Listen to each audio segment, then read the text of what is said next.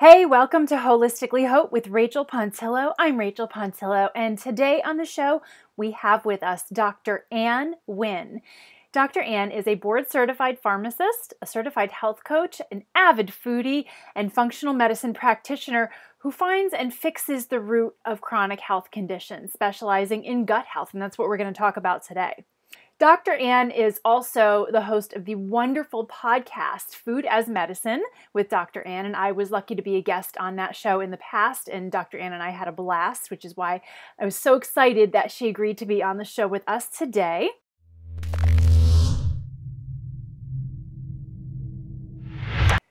I'm here with Dr. Anh Nguyen today. Dr. Anh, thank you so much for being here. Thanks so much, Rachel, for having me. It's been a pleasure having you on the show, and I'm honored to be on your show today. Yay, I'm excited. We're going to talk about something today that I think a lot of people are beginning to become more aware of, and that's the connection between gut health and skin health. But what I really want to know from you is, what is so significant about that connection? How are those two systems that you would not necessarily think would logically influence each other so much? How is that such a significant link, and how do those two systems work together? Yeah, it's definitely not intuitive. Like, you don't think the gut and the skin, like, oh, they're connected, right? But, going back to Hippocrates, who's the father of modern medicine, he said that all disease begins in the gut. And I kind of like to reframe it in a positive way. I like to say all health begins in the gut. And so really, anytime there's something going on with the gut, you're going to see it manifest in many different ways. And oftentimes the first way you'll see it manifest is in the skin. So if you're having toxicity and your gut is not functioning very well, or your liver is not functioning very well, you'll have like rashes or breakouts. If you have sensitivity, like I do, to gluten or other foods, you might have acne. Infections such as Candida can be inside, or they can be on the skin, athlete's foot or other, fungal infections on the nail bed, or even just in the folds of the skin. And then even deficiencies. So if you have a nutrient deficiency such as zinc, you might be more prone to acne or breakouts. And then even like omega-3 deficiencies, you'll have dry skin, flaky skin, eczema, and not related to skin necessarily, but like even selenium, if you're low in selenium, you'll have like hair loss. So, a lot of things that could be going on with the gut that can be shown, through the skin. So whenever you see some symptoms of the skin, one of the first places you want to look is my gut functioning properly? Yeah, it's really fascinating to me. And I know that what you said about selenium is interesting too, because I know selenium is also linked with thyroid health.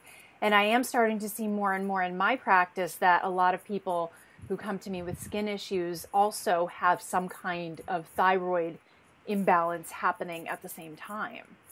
Yes, it's quite common, and it's actually not very surprising, because some of the soils throughout the country are so depleted of selenium that foods that are grown, say in the Midwest, there's patches like in Illinois where there's just no more selenium in the soil. So if it's not in the soil, it's not going to be in the food, and that's why we're deficient. And so it's not surprising that you're seeing it more commonly.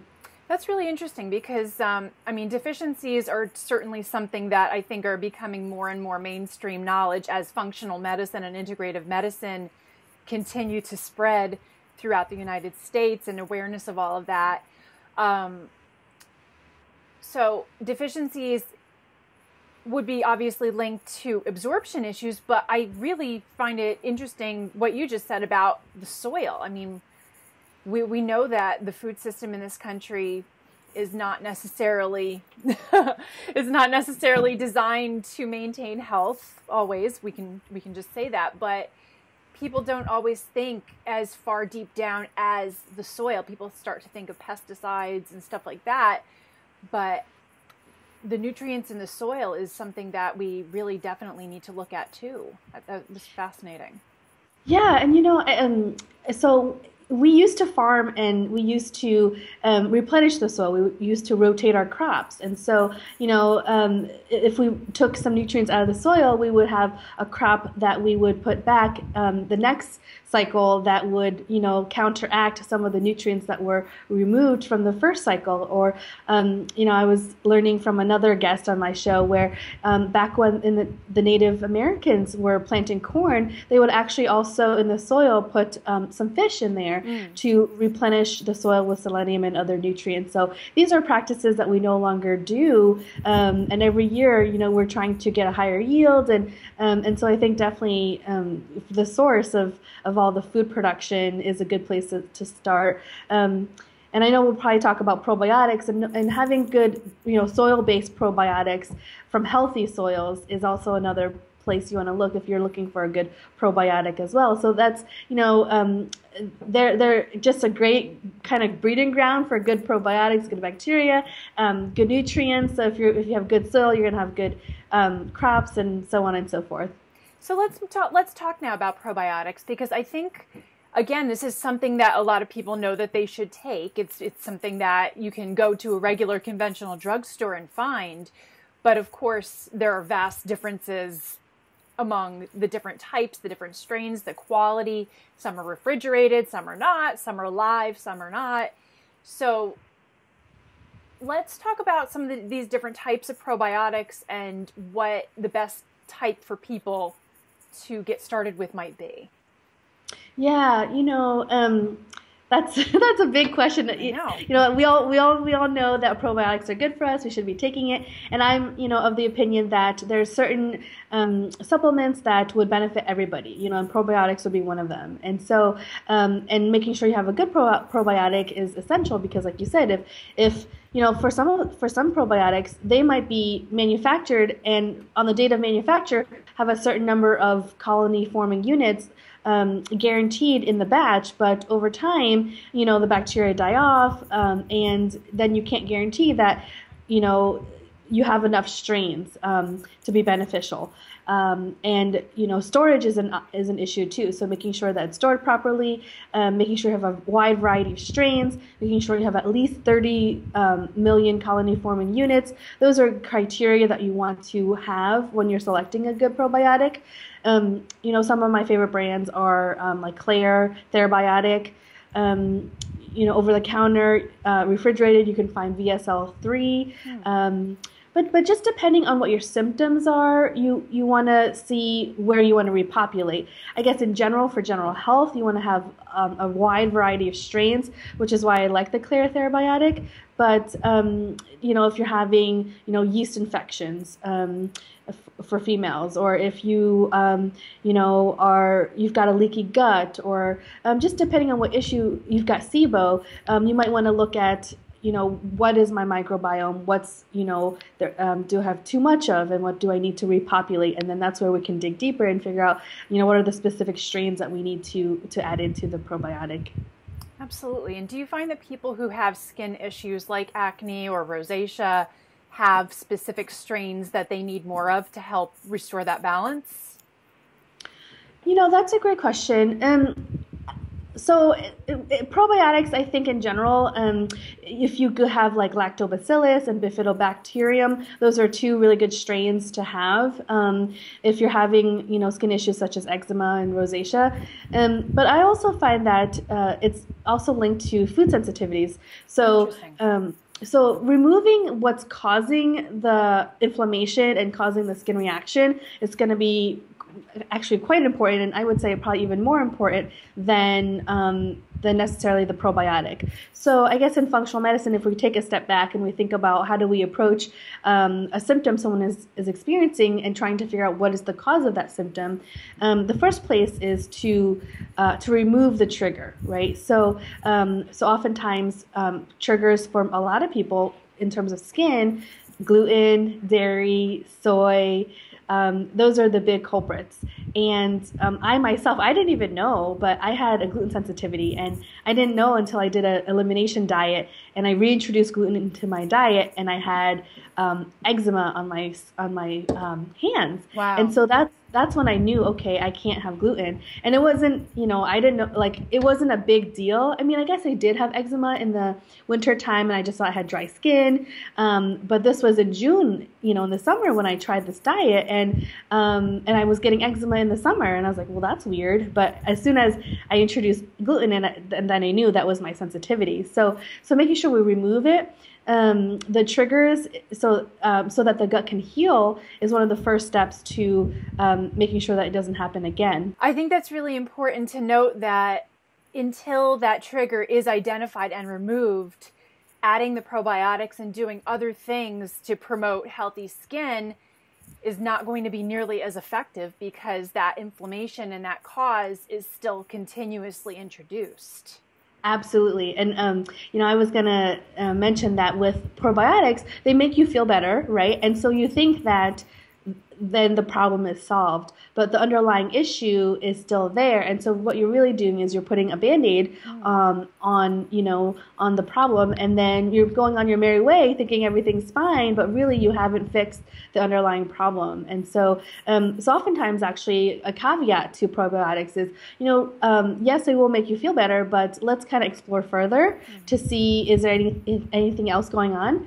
Thinking about the functional medicine framework, so remove is the first step. Repair, so once you remove the trigger, you repair the gut lining, and you replace what nutrients are missing.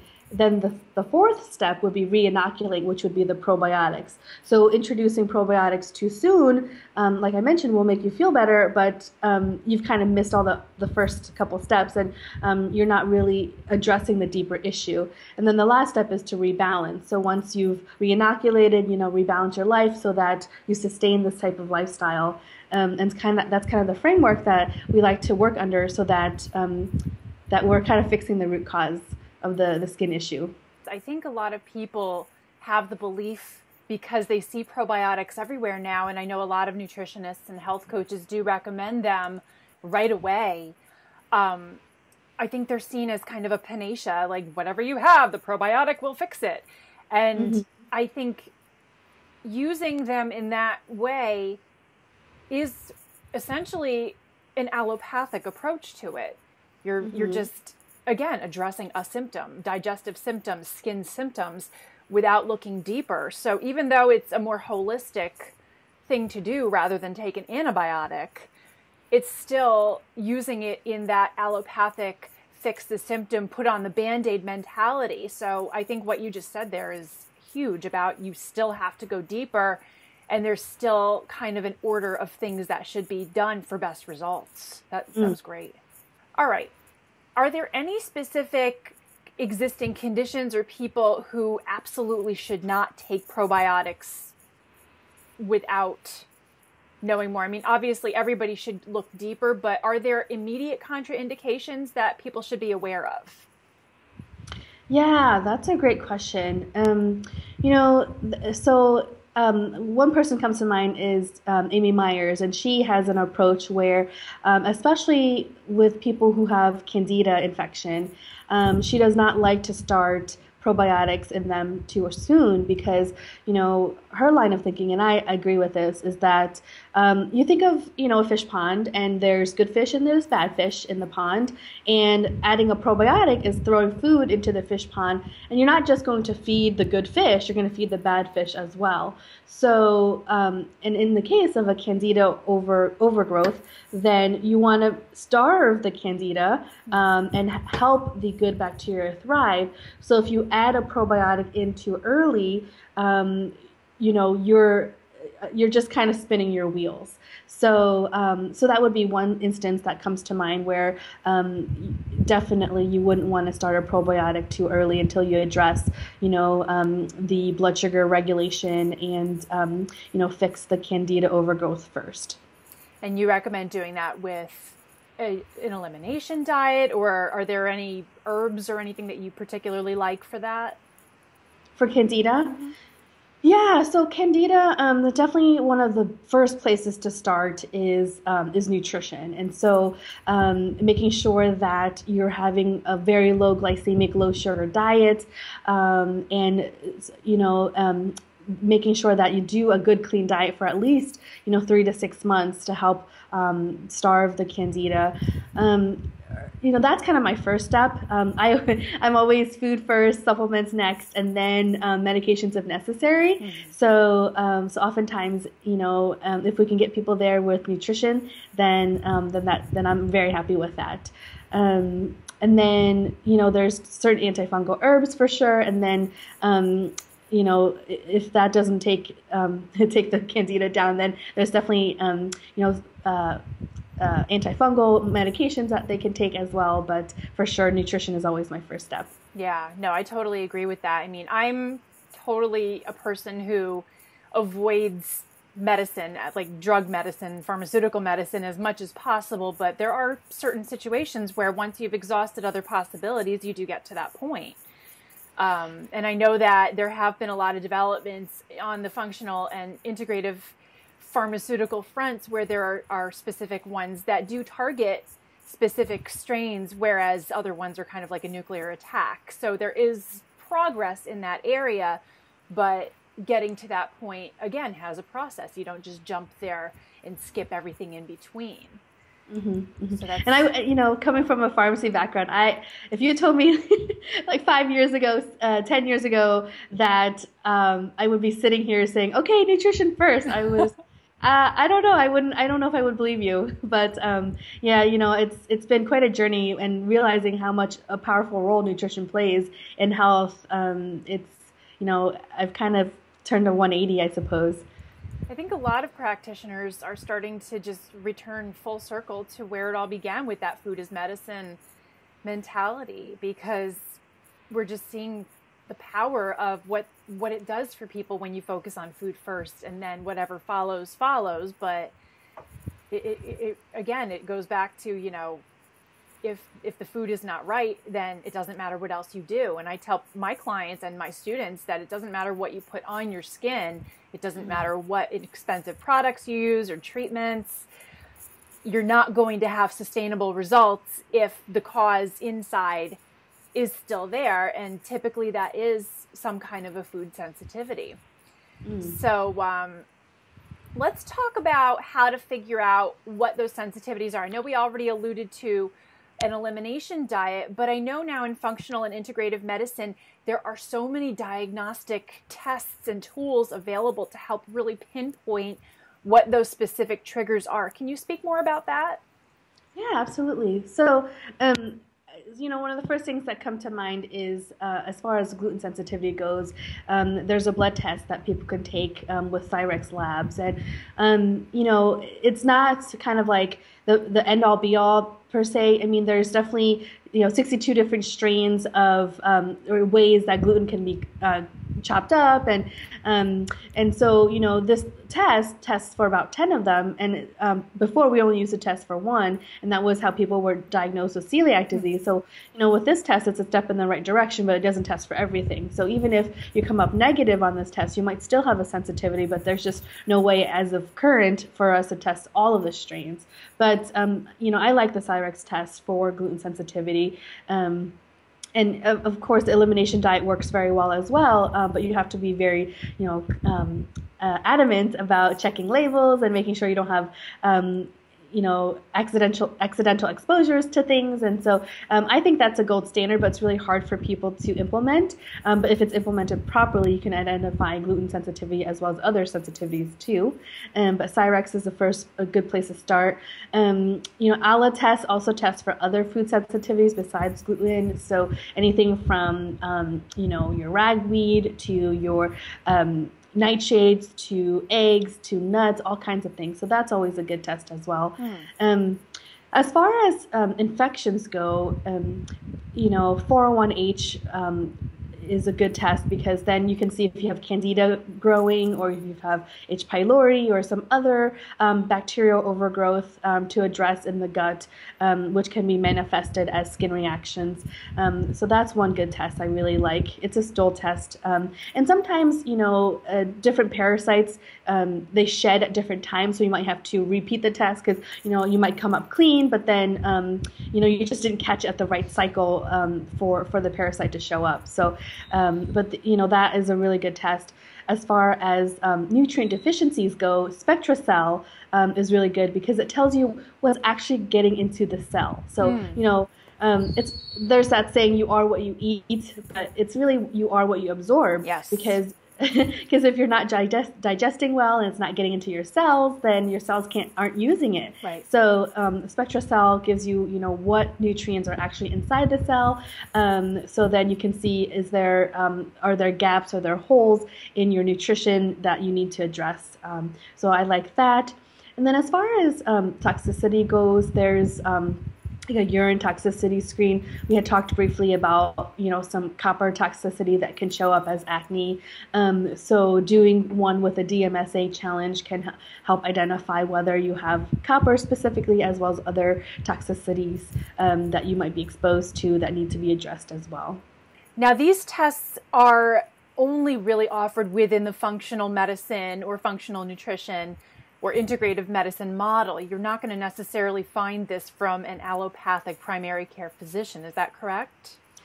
Yeah, for sure. We got to talk about it, because it is an issue. And I know that it's something that stands in the way of people being able to access this information about themselves. So I know it's kind of the white elephant in the room when we talk about this stuff, but it's really important that,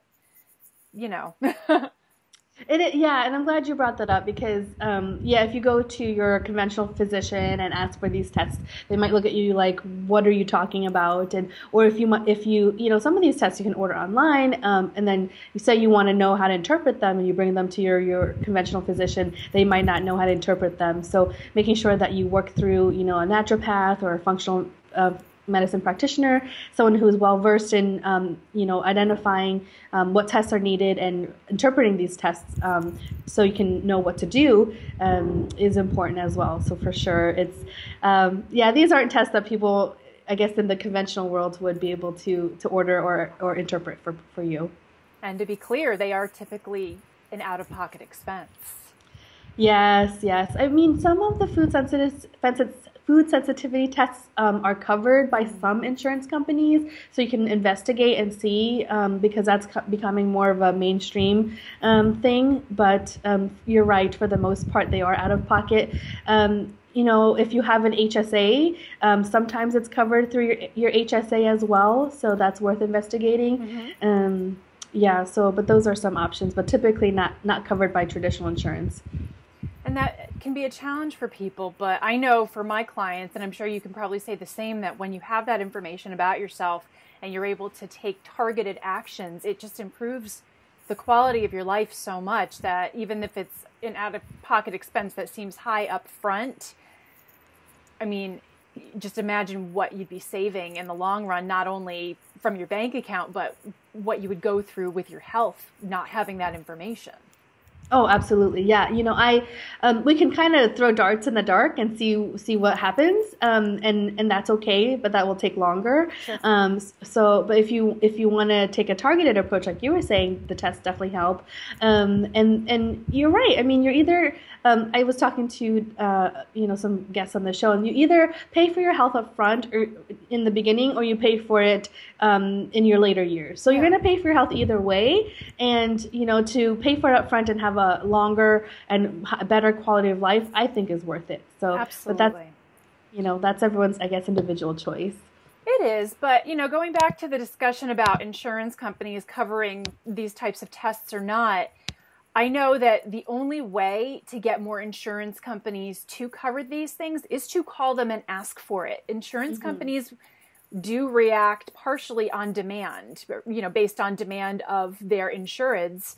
So while it might not be a quick process or something that would always end up being covered, insurance companies are never going to cover something if they don't think people are going to want it, and patients and consumers need to talk to their doctors about these tests and start asking about them, and then they need to call their insurance companies and ask for them.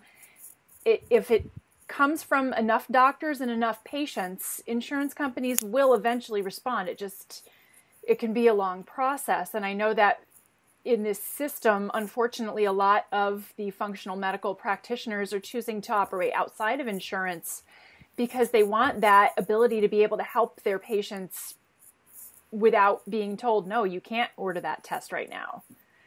Yeah. But the only way that's going to change is if people speak up. That's a really great point. In my past life, I did medication consults for people, and I would look at, their medication regimen and see, where are they being underdosed, what medications could they be on that would help control their condition. And oftentimes, it was a service provided by the pharmacist and frequently not covered by insurance unless you were 65 and older and had a Medicare plan. And what we often told people is, here's the invoice for the service, but, submit it to your insurance and see if they'll cover it.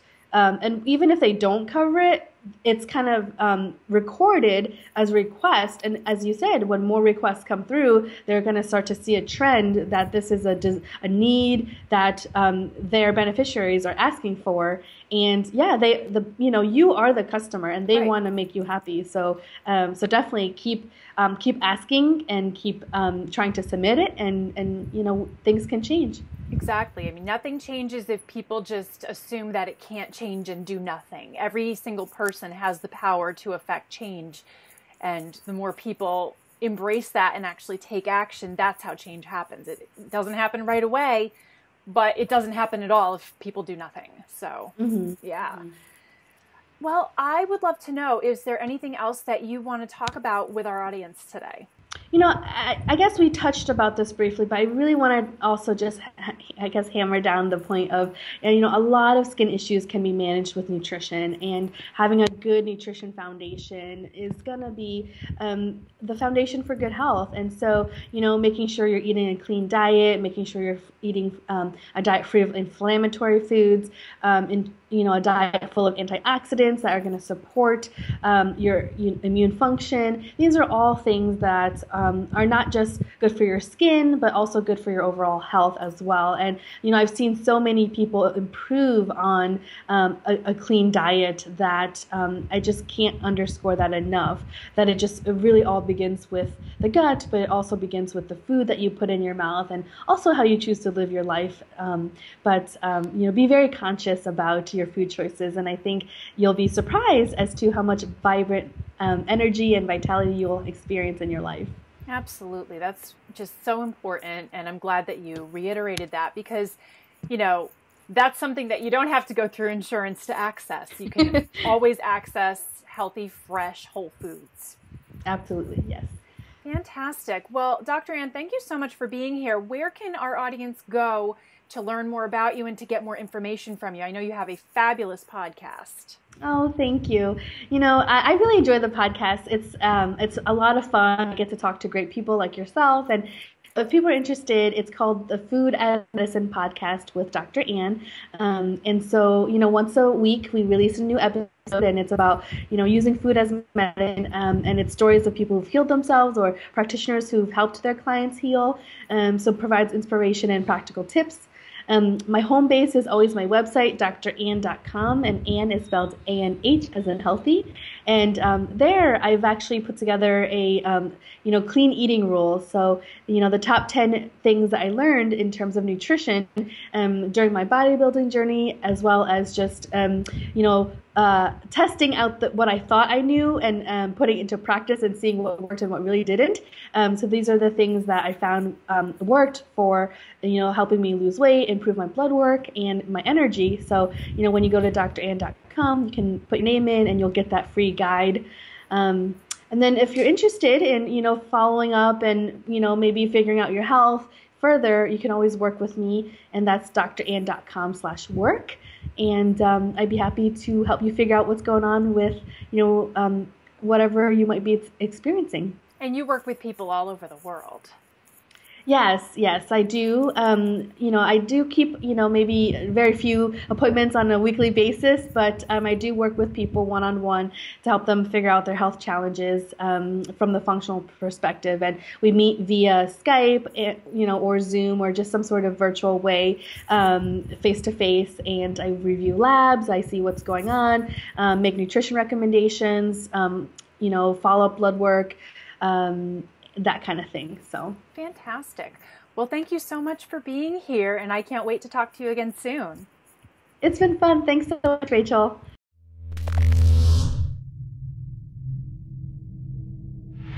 Thanks so much again to Dr. Anh for joining us today, and thanks to you for watching or listening. And if you want to connect more with Dr. Anh to get the clean eating rules, how to lose weight, improve your biometrics, and get more energy goodie, be sure to go on over to dranh.com, and you'll also want to catch her podcast on iTunes, dranh.com/iTunes.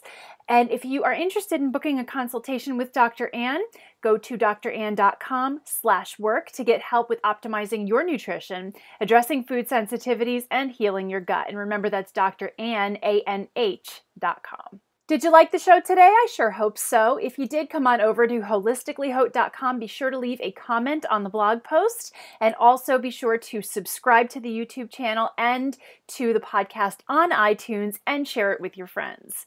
I'm Rachel Pontillo. Have a great day, and I will talk to you soon.